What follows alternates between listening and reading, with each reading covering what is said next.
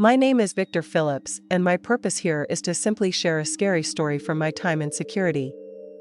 I have far more than the one story to tell, but today, I figured I would start with this particular one because of how it affected me, the way in which I would approach my job for the next 15 years. I didn't actually begin my career in the Chicago Police Department fresh out of the academy. But the stress of policing some of the more violent areas of the city drove me to leave after only 7 years of service. At first, I considered moving to work in some little out-of-the-way place. But I eventually realized it was the feeling of always having to carry a gun. That was what had caused me to leave, or so I thought. Therefore, I decided to move over to the area of security where I was not required to carry a firearm. And almost immediately, the weight that I had been carrying on my shoulders for all those years seemed to disappear. I'm fully aware most of my fellows and law enforcement would see my career choice as a major step down. But for me, I felt the responsibility of possibly having to take someone's life weighing on me daily. Now, I could still work in a position where I would be able to protect people without having to be armed while doing it. It seemed a win-win for me. Because of my prior experience, I was quickly put in charge of the night shift, guarding a high-rise office building. The building was located in the quiet and one safe neighborhood in my hometown. I never liked Chicago in the first place. So leaving the force was a great opportunity to return home and be around my family and friends. The story occurred late on a Thursday night. I had been walking the female employees of the building to their cars, and that was what I was busy doing when I ran into a career-altering situation. Having just left the car of one employee, I heard the sound of the man yelling at someone across the parking lot. A quick look around, and I found the source of the racket, and appeared to be a disheveled man attempting to rob a woman I knew who worked in the building. Without a second thought, I ran to hell. Not until I was too close to turn around for assistance did I notice that the man was holding the poor lady at gunpoint. The attacker was at first taken aback by my presence. But the second he realized I was unarmed, he actually began laughing. He knew at that point he was in control, and he took advantage of this by rushing me and clubbing me with the butt of his pistol until I apparently lost consciousness. It wasn't long before I came to, but it was long enough for him to make his escape with his victim's jewelry and money. Apparently, someone had witnessed the mess and called 911. After a few hours at the emergency room, men are a long night awake to reflect on the incident. I was horribly overwhelmed by embarrassment and regret. But that wasn't the biggest realization. It had taken such a dangerous incident to make me understand that I was responsible not only for my own safety, but also for the people I had to protect. I know it sounds stupid of me to have just come to that conclusion. But I guess I had always thought I carried a gun to protect myself from bad people. Now it seems logical that I couldn't protect others if I wasn't at first safe. What can I say? I guess I can chalk it up to my youth. But perhaps it was nothing more than a selfish kid. Regardless of the reasons, or because I knew I had a basic responsibility to carry a sidearm when on duty. And so I have the past 15 years since, and probably will until my retirement. It wasn't until I had returned to work and began discussing how much my great hometown had changed with others did I discover how bad crime had gotten. There had always been a bad neighborhood. And I'd wager most cities have one of their own. But its had apparently began leaking out into the historically safe areas. This must have been what I bumped into that night. I can say with some amount of pride that in the years since then, the crime rate here has dropped drastically. And I'd like to take some responsibility in causing that. After all, that epiphany I had all those years ago show me that I would never be of any use to my community working as a security guard. So after giving my 2 weeks with my present employer at the time, I joined my hometown police force, and I've been here doing my best to clean up my city ever since. Since an early age, my parents expended a lot of energy to make sure I believed that regardless of my gender, no one would be able to stand in the way of me achieving my goals. They often told me that working my hardest would be enough to get where I wanted to be. And on those rare occasions when my fellow humans stood in the way of my dreams, solely because of my gender, my hard work ethic would ensure my ultimate victory over their petty bigotry. Believe it or not, for the most part, their corny affirmations proved to be true. I'm sure because of the time in which we are living, getting ahead on my own merit has been the norm, and I'm nothing but pleased this has been the case. Although I've heard stories and witnessed a few instances where other females have been held back just because of their sex, I myself have never been a victim of this behavior. At least, that was the case until 6 months ago, when I began my new career in security. My workdays became one long string of belittling statements and sexual insinuations. I'm aware in an earlier time in this country that it was an accepted part of being a female in a profession dominated by men to be treated as a sort of object. However, this is the 21st century now, and I was sure this type of behavior had died out with my grandparents' generation. But it appeared as if though I've walked back in time to a place where this type of treatment is encouraged. Because of this, I was recently put in a position where I would come to face with the result of telling this type of man no, and just how badly they disliked that word. Having just left a marriage of 4 years, I found myself in a place I'd never been before, having to support myself. Even though I'd gone to college and received a degree in secondary education. I married my husband straight out of college. Him being an established doctor made it unnecessary for me to go to work immediately. We planned to have a couple of kids, and I would stay at home with them until they begin school, then I would start working. While I'm sure this may sound a little old-fashioned, neither of us wanted strangers raising our children. Unfortunately, we were destined to go childless, and this fact quickly destroyed our marriage. Resigned to my fate, I chose a new path and moved forward, eager to start a new chapter in my life. My first assignment with the company was at a newly built mall not far from my home. As you may imagine, being a mall cop isn't exactly a great way to make money, but I did it nonetheless. Early on, I thought my biggest problem would be the shoplifters. But it soon became clear that my fellow employees would be far worse. A day didn't go by that I wasn't asked out there head-on by one of the other male guards. So soon after getting out of an unhappy relationship, I was in no hurry to jump into the game again. Over time they all got the hint. All but one, that is, his name was Ethan, and despite the countless number of times I shut him down, he never seemed to lose hope. Even though he was never aggressive in his advances. I feared his adoration would morph into obsession eventually, and terrified me. After enduring months of his unwanted attention, I finally approached my boss and did not receive the reaction I expected. He should be happy someone has asked me out. You're not exactly the prettiest girl. I was so shocked that he had said this. I turned around and walked out without another word. I obviously wasn't going to get any help from him. Not before long, my greatest fear came true. A car I didn't recognize began showing up across the street from my home. Since I had befriended my neighbors on the first day I moved in, I knew the car was not theirs. Just to make sure I wasn't being paranoid, I went door to door asking my neighbors if they knew who owned the car, but none of them did. About the same time the car had shown up across the street, Ethan stopped talking to me at work. Other than asking questions pertaining to our job, he'd ceased talking to me at all. At the time, I believed it was because our boss had spoken him, but looking back, and can't believe I didn't put the two things together. But I'm still relatively young, so I will surely make mistakes. Once I'd noticed the car sitting outside more than 5 times, I went into a rage and ran over to confront the driver. Naturally, they drove away before I could, but I did finally file a complaint with the police. I knew that there was nothing they could do. But I at least wanted to start a string of evidence, so if I ever did discover the driver's identity, it would be easier to get a restraining order against them around the state. Next month at my job, I had made the decision to begin dating again. I had run into an old friend of mine from high school that was now a cop in town. Some things at work were beginning to get better. I had no intention of mentioning Ethan, and my mystery driver was the last thing on my mind.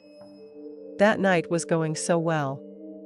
I asked my date back to my place for a movie. When we had first pulled into my driveway, the coast was clear. Before we had even made it to my front door, the mystery car quickly appeared in its usual place. However, this time the driver jumped in the car and approached us. Of course it was Ethan, but at that time, I was surprised it was him. Right away, I could hear his curses from across the street. "I thought you weren't interested in dating anyone. But it appears you just thought you were too good for me. Who's this pretty boy?"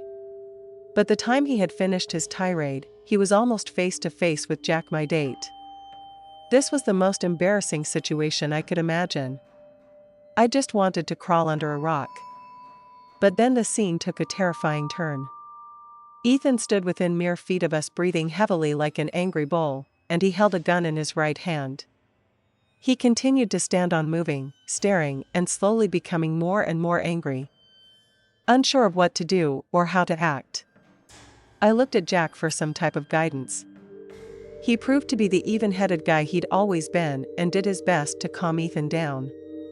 But the second he mentioned he was a cop, this made Ethan even angrier. "Oh, I see. I always knew you were a badge bunny. But apparently security guards were never good enough for you." I guess seeing no other option, Jack tackled Ethan to the ground and went right for the gun. This was the point in which I was the most scared. Ethan was well over 6 foot and built like a linebacker, and Jack was far smaller and lean, but somehow he managed to get the upper hand. After several minutes of laying a steady whipping on Ethan, Jack put the gun in his waistband and stood up. He took a quick walk to his car, watching Ethan the whole time, and came back with some handcuffs. Once he had them locked up, he made a call to the dispatcher to get them to send a car and bring Ethan in. During the whole time this was all going on, I didn't dare say a word, and it wasn't until Jack hung up his phone that I finally speak. "I'm so sorry I got you into this mess. I'll understand if you don't want to see me again. You ain't got nothing to be cyber anchor, whip anybody's but like that in a long time. Although it would help to know what brought all this on." While we waited on the cruiser, I explained the entire mess to him just as I have here. And to my amazement, he still didn't run away. And the following week, so I filed that restraining order against Ethan with help from Jack and an understanding judge. In addition to a beating he'll never forget, he was also sentenced to 18 months in the county jail. I hope for his own good, and of course mine, that when he's released, he forgets about me and learns the true meaning of no when it comes from a woman. After all the stuff I've gone through, I finally realized the security business wasn't for me and went the direction I should have in the first place. Although it may only be a substitute teacher for now, I know with my desire to excel, I'll get to where I want to be eventually. Lord knows why I didn't choose this path in the beginning. But I do know it's where I belong. With Jack at my side, I hope I make persevere in the one area I was unsuccessful. But that's another story for another time. Keep me in your hearts, and my hope one day soon to be able to share it with you all. As long as I can remember, I've heard no end of stories about my granddad's years as a security guard. He started working for an armored car company, but soon realized the pay didn't equal to the dangers inherent in doing the job. So after 3 years with the armored car people, he moved on to the First National Bank, then located in the heart of downtown. It being a family-owned business, they did the best they could to pay a competitive wage to the employees, including my granddad. And over 20 years, guarding the bank, there was just a few small problems for him to deal with and no attempt to robberies. Except one. And that's the story I plan to share with you all. I hope you enjoy it. But keep in mind, it's the only story he ever only told once. As I go, I believe you may begin to see why. To the best of my memory, this incident took place around 1981. The only real reason I have for this date is because Granddad said it happened about 10 years after he began working for the bank. And I do know for certain he joined them in 1971. So whether the date matters or not, this is when it took place. Regardless of date, the morning was an average work day. He just opened the doors a half hour before and was having a conversation with one of the regulars. Unbeknownst to him, a man had got the drop on him and gave them 2 quick whacks on the back of his head with his pistol. He doesn't remember what happened after that, and so we came to a few minutes later. But since his co-workers were able to fill in the blank spots later, I can tell you how the rest of the story played out. Before the rest of those in the bank at the time knew what was going on, the attacker fired a shot in the air and yelled to everyone to get on the floor except for the bank employees. The customers did what they were told, and the robber quickly approached the bank manager, covering him with his gun the whole time. Then he calmly instructed the manager to tell the tellers to empty their cash drawers and place the money on the counter in front of them. Doing what he was told, the manager yelled out to the single cashier on duty to empty her drawer. Now this is where the calm bank robber lost his cool. Noticing that there was only one cashier on duty, he yelled at the manager and asked him where the rest of the cashiers were. Doing his best not to anger the robber more, he reluctantly told him that it was usual for them to only have one cashier until the noon rush started. Frustrated and not knowing what to do, the robber stood for a few seconds before he let out a growl of frustration and punched the manager in the gut and face. The others present said the bank manager folded like a deck of cards.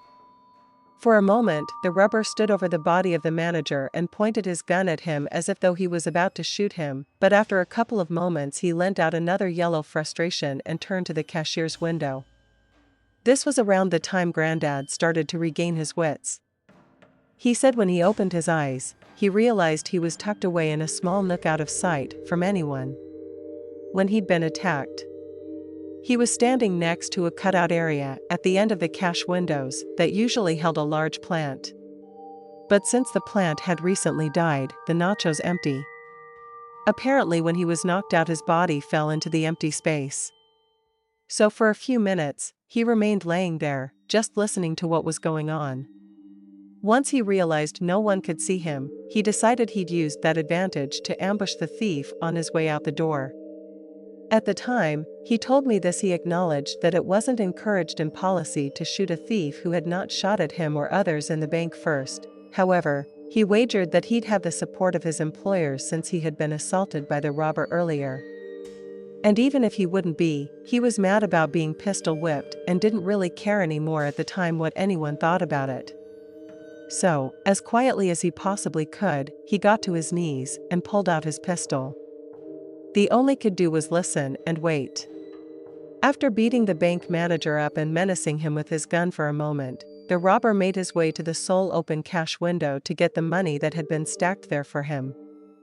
As he approached the window, he pulled a large canvas bag from a pocket of his coat and began scooping the piles of cash into it. Granddad said that although he was unable to see what was happening at that moment, he had heard enough money being handed over the years to guess what was going on. He assumed once all the money was packed up that barring any abnormal occurrences, the robber could make a break for it, and so he did. As the bank robber's footballs grew closer to him and the door, Granddad said a sick feeling grew in his stomach, and he wasn't going to let fear get in his way of stopping the man. Where as the robber stepped into his view, the robber turned back toward everyone in the bank and told them that if anyone got up or followed him out of the door when he left, he would come back in the bank and shoot everyone. Hearing this made my granddad even more angry than he already was. So as the robber turns to the door to take the last 4 steps out to freedom, Granddad raised his pistol and took a shot at him. He admitted that his hand was attached shaky, and as he pulled the trigger, he still managed to hit him in the left shoulder. The second the shot hit him, Granddad said the robber turned toward him with a shocked look on his face, but quickly got himself together and fired 1 shot back. As he took the shot, the robber bounded out the door. What the robber didn't know was the second he attacked my granddad, both the teller and the bank manager had pressed their silent alarm buttons. Despite not being able to see the police outside, they were sure once the robber made it out, the cops would be there waiting.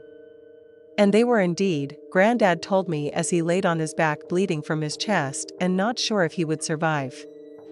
The sound of the cops gunning down the robber almost made it all worth it. Although was hit or miss for a few days, Granddad obviously pulled through.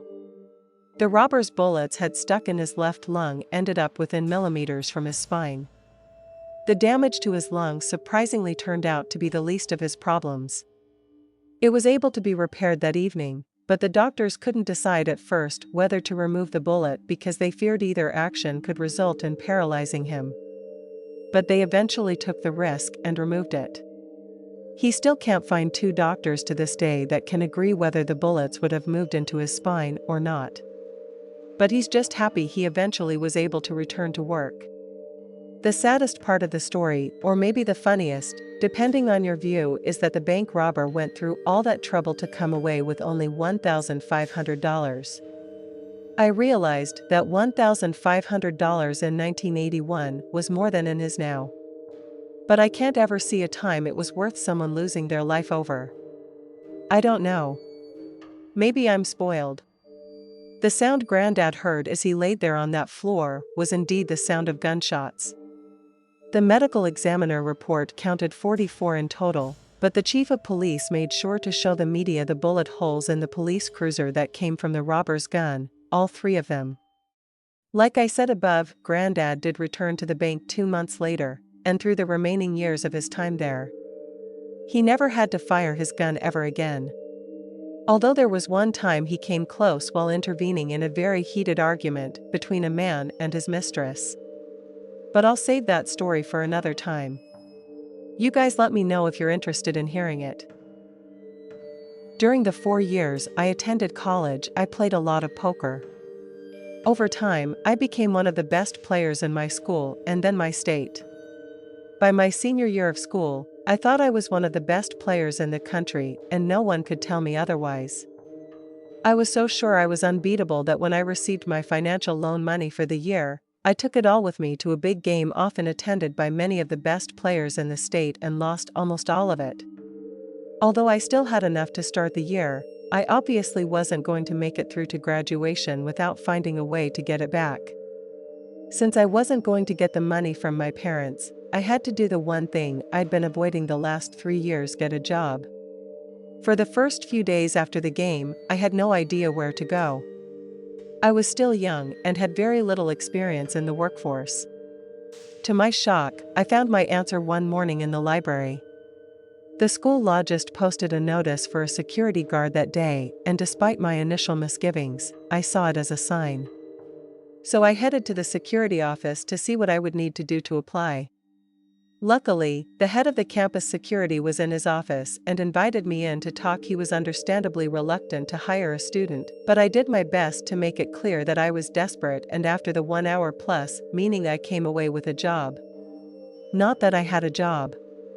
All I needed to do was find out how to be a security guard. I took the rest of the day and the next doing research. Something I look back on now is hilariously naive. But my first night of work, I believe I had the job figured out. God, how I was young. My first shift was a Friday night. I was told to arrive an hour early so I could get my uniform and fill out paperwork. Once I had completed all of that, I was thrown in at the deep end. Our first call was to one of the dorms where a female student was beating up on her boyfriend. My initial assumption was that she was the one who called, but when we got there, we could see for ourselves that he was the one who needed help. All we could do was separate them and tell them to stay away from each other. But a week later I saw them on campus making out with each other. So it appeared to me that he'd forgiven her. We barely had time to catch our breath before we had another call. All we knew at the time was that there was an argument outside of one of the frat houses just off campus. Despite the house not actually being on the campus grounds, they were part of our jurisdiction. When we showed up, it was obvious no one was happy to see us. But after a little looking around, we found who had made the call. When I came face to face with the petite and harmless-looking girl, little did I know in just a matter of minutes how much she'd make me wish I'd never seen her. From what we could gather, the girl's boyfriend had caught her making out with one of the frat boys and a fight had broken out. Luckily, some bystanders separated the two guys, but they were massive rugby players and drunk to boot. They were so heavy with testosterone, and the fight breaking out again was almost guaranteed. My boss figured it would be no problem for me to talk to the girl off to one side while he dealt with the guys. A few minutes of talking to the two guys, my boss decided that since they were both drunk and had assaulted one another, they may have to go to jail. Knowing now that he was just trying to scare them and prevent another fight. Did me no good then, because the second the girl heard the shield, no, at the top of her lungs, smashed a 40-ounce bottle over my head and jumped on my back. Why she attacked me, I have no idea. Maybe because I was closest, but as I stumbled around on the verge of fainting.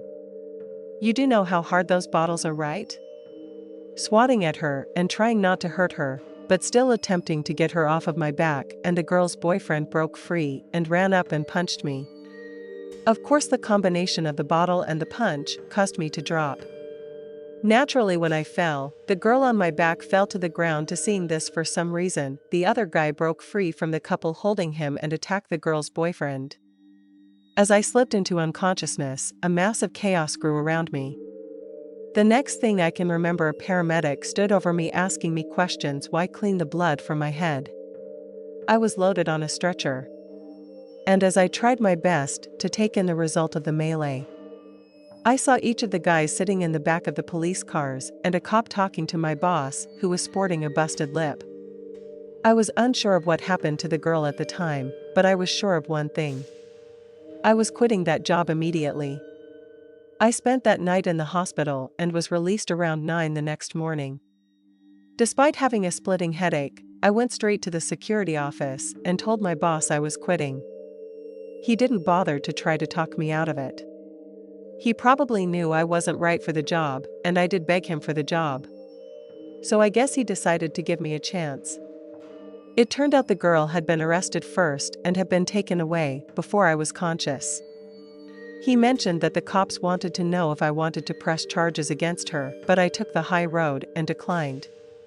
Honestly, I just wanted to get the whole mess out of my mind as quickly as possible. Since I'd quit, I was obviously back to square one. But I decided to take the path I should have in the first place and hit the bricks.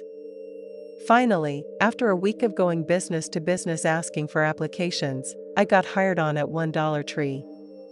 As long as they didn't conflict with classes, I took every shift. I could, even taking ones from anyone who had emergencies pop up. Doing this, along with the occasional card game, I managed to make it to graduation by the skin of my teeth. If you're looking for a moral to the story, there really isn't one. If you want to take something away from my experience, I would say don't get involved in domestic arguments.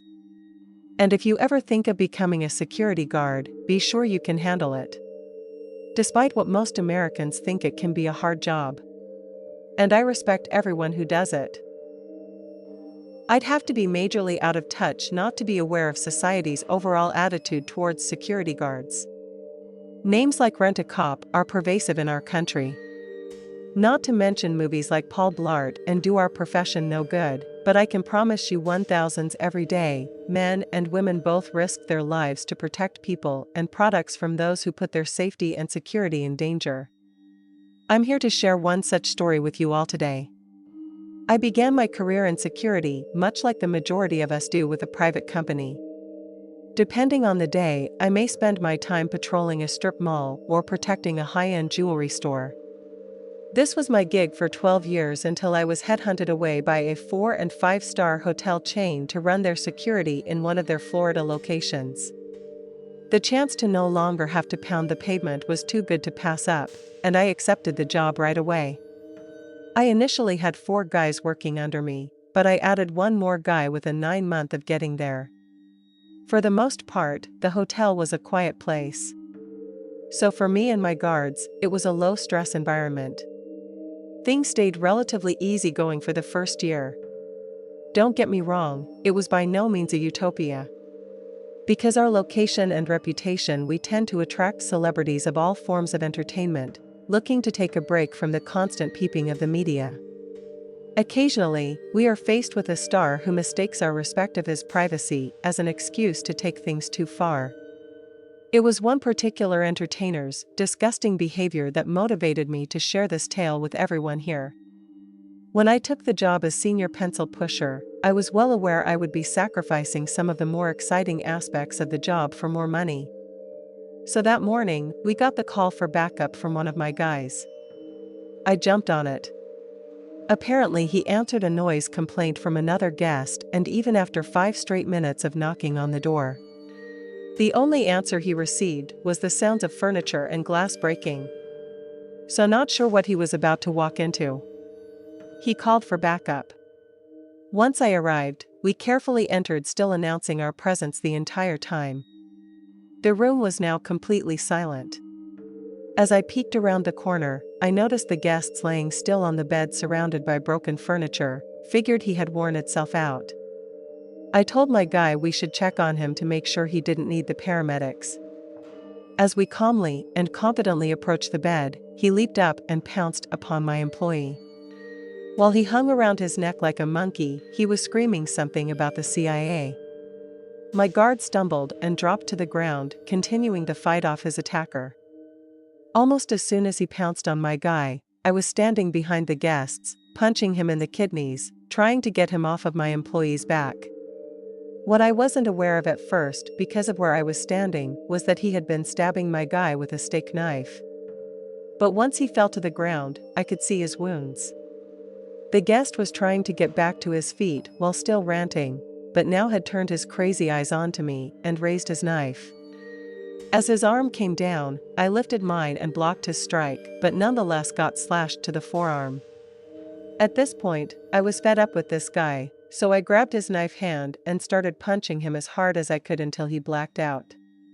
I finally dropped after the 10th or 11th strike. He had to have been on something strong, because he should have been knocked out way before that. I jumped up and grabbed the napkin from a room service train, wrapped it around my arm to slow the blood. Once I'd kicked the guest off of my guy, I could check his wounds far better. Even though I was afraid he had been poked full of holes. He only had 2 really bad wounds on his upper chest. I removed my shirt and used it to apply pressure until the paramedics arrived. They patched him up temporarily and rushed him off to the ER. The cops cuffed the guest, and the minute he came to, he went back to ranting and putting up a fight with the police for quite a while. But he left the hotel shackled from his ankles to his wrists, with a few more injuries.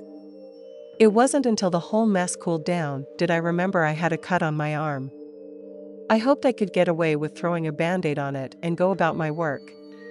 But once I had a good look at it, now I knew it was a bit more serious. I was headed into the hospital anyway to check on my guy, so I stopped off and had them stitch it up once I discovered his condition. To his family's joy and mind, the stab wounds were not life-threatening.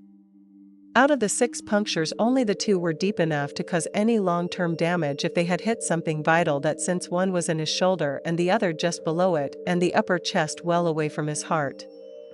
Other than a few weeks of pain, he would be fine. After 2 weeks of paid vacation, he returned to work almost as fit as before. Because of his place in society and his money, he had to know he was going to get off with a slap on his wrist. As people managed to get the incident hushed up, but I made sure that he was banned from staying at any of our hotels across the country. My guard Alan did walk away with a couple $100,000 after the news he had contacted a lawyer reached the guest. He's happy his son's college funds are taken care of for now, but I doubt he'd tell you it was worth it. The incident did serve as a reminder that I'm not as strong or as tough as they used to be. So now I leave it to my guards to back each other up. I'd hate to be the reason one of my guys got hurt or killed because I didn't know when it was time to pass the torch on to someone younger and fitter. I understand now my number 1 priority is to ensure I have the best guys available to keep the guests of the hotel and my other employees safe from maniacs like the one I just told you about. If that has become my place in life, I see it as the noblest one to hold, and I am more than honored to be the man chosen to do it.